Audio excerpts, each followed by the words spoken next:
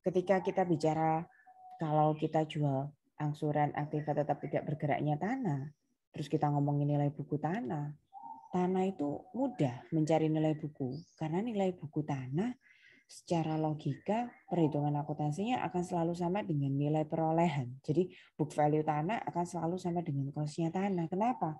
Karena tanah itu satu-satunya aktiva tidak bergerak, aktiva tetap di akuntansi yang tidak perlu mengalami penyusutan.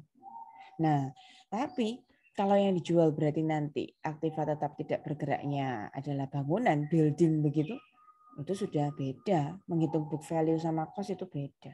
Nah, di informasi transaksi yang pertama itu kan gawat sekali kalau kalian lupa bagaimana cara menghitung nilai buku. Di sini kebetulan kalau kita review ya, nilai buku itu langsung diketahui teman-teman. Nilai buku itu langsung ada 30.000. Nah, saya mau tanya sama teman-teman, sebenarnya bagaimana sih menghitung nilai buku itu apa sih? Gimana? Jadi cara nyarinya itu nilai perolehan atau harga belinya itu dikurangi sama akumulasi penyusutannya, Bu. Ya, mungkin tadi yang sudah disebutkan oleh Ellen. Kok Ellen dibawa-bawa? Sudah disebutkan oleh Nike, Yunika. Itu ada ngomong nilai aset itu apa? Harus jelas ya. Nilai perolehan. Apa itu nilai perolehan? Nilai pertama kali kalian mengakuisisi atau membeli suatu aset tersebut. Kalau kita ngomong bangunan, ya berapa nilai bangunan pertama kali kalian miliki itu loh. Waktu belinya. Kalau tadi ada yang sempat ngomong jual, bukan jual. Kita posisi selalu kalau ngomongin aset tetap kita tuh sebagai penggunanya, kita pembelinya. Saya bahasa Inggris kan. Nilai perolehan itu selalu sebutannya adalah cost di akuntansi, kemudian dikurangi accumulated depreciation. Saya mau kasih gambaran sekilas yang sangat amat gampang. Ini bangunan. Bangunan itu kita peroleh, kita mulai 1 Januari tahun ini, 2022. Kita perkirakan masa manfaat bangunan ini lama ya teman-teman. Diperpajakan aja kurang lebih bisa boleh untuk 20 tahun ya, kalau bangunannya permanen. Metode yang kita gunakan untuk penyusutan itu banyak teman-teman. Waktu kalian belajar di Kieso yang tadi saya bilang chapter 11-nya Kieso, itu kalian ditawarkan ada 4 metode penyusutan. Ada yang garis lurus, straight line, itu ciri-cirinya penyusutan yang dihasilkan, beban penyusutannya setiap tahun konstan. Ada yang pernah dengar activity method, itu bisa naik turun sesuai dengan aktivitas yang dihasilkan. Kalau kita ngomong bangunan di sini nggak bisa pakai activity ya. Yang bisa pakai activity contoh misal mobil. Mobil kalau jalannya berapa kilometer lebih jauh ya bebannya penyusutan lebih banyak. Itu activity. Lalu pernahkah kalian dengar juga ada metode penyusutan double declining yang besar di awal penyusutannya, lama-lama bebannya mengecil di akhir.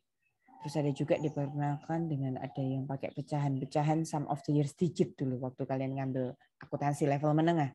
Nah, yang gampang-gampang aja deh, straight line ya. Pernah dengar nilai sisa? Pernah dengar nilai sisa? Itu jadi nilai residu atau nilai sisa itu adalah perkiraan nilai aset yang nanti masuk ke dalam kas ketika penghentian asetnya. Tuh, ketika kita sudah menggunakan bangunan itu 20 tahun ke depan, kurang lebih di sini tahun 2042. Berarti bangunan itu tadi kita bisa masih ada kemungkinan potensi mendapatkan uang cash katanya Ellen tadi kalau bangunannya dijual. Berapa sih nilai pada 20 tahun yang akan datang? Itu namanya nilai residu atau nilai sisa. Nah, ayo kita tetapkan itu. Hal-hal ini tuh harus diketahui supaya bisa menghitung penyusutan. Buat saja, buat gampang aja ya, angkanya biar bulat-bulat ya. 1 miliar ya bangunannya. Bisa dipakai 20 tahun, susutkan dengan garis lurus, nilai sisanya 20 tahun yang akan datang, bangunannya bisa dijual dengan harga 100 juta, misalnya begitu. Straight line method. Ada yang ingat bagaimana menghitung beban penyusutan? Atau kalau mau tahu bahasa Inggrisnya, depreciation expense. Kalau kita belajar intermezzo ya, sekalian review juga materi yang minggu lalu. Kalau kita belajar akuntansi kantor pusat dan cabang, ini kan jurnal penyusutan. Nah, isinya jurnal ini kan sebenarnya kalian tuh dari ngitung teknik menghitung metodenya pakai apa gitu loh. Nah, ada yang ingat kah utak-atik angka ini bagaimana untuk menemukan beban atau depreciation expense? Jadi Nilai buat perolehan dikurangin nilai sisa dibagi sama umur manfaatnya. betul sekali. Cost dikurangi residual value dibagi useful life. Betul sekali.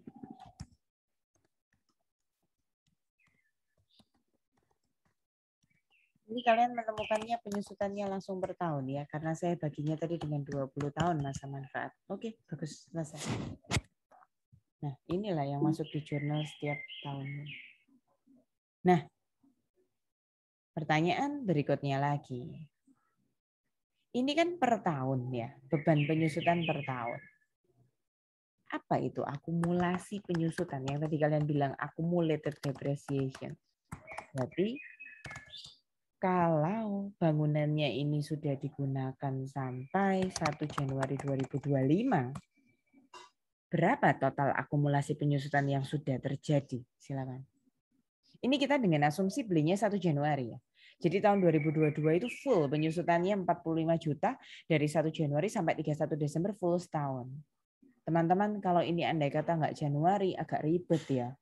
Misalnya kalian belinya 1 Februari gitu, hasilnya harus dikali pakai 11 bulan dari 12 bulan dalam 1 tahun.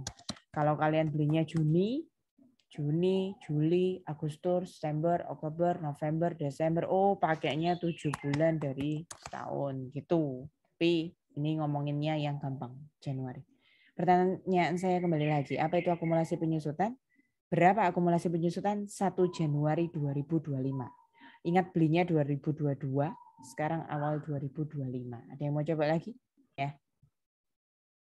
Ya nilai beban penyusutannya 45 juta dikali 3. Nah, jelaskan kenapa kok sudah jalan 3 kali gitu loh. Soalnya kan dari 2022 ke 2025. 23, 24, 25. Oh, ngitungnya bukan Terus 23, 24, 25. Nggak setuju saya. Kalian menyusutkannya bukan 23, 24, 25. Bukan. Penyusutannya itu dilakukan setiap akhir tahun ya. Jadi kapan penyusutan pertama kali dalam kasus ini? Desember 2022.